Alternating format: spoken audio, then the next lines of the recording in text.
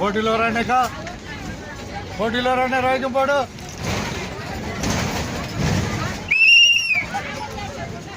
దిగండి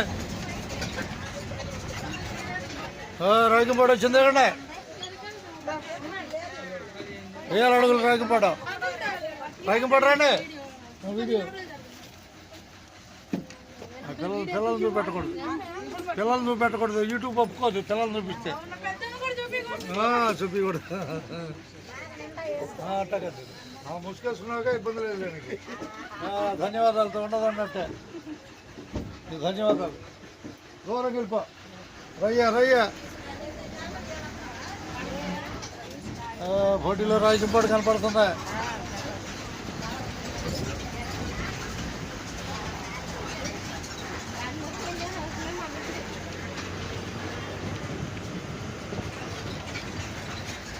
కనపడిందా రాయకంపాడు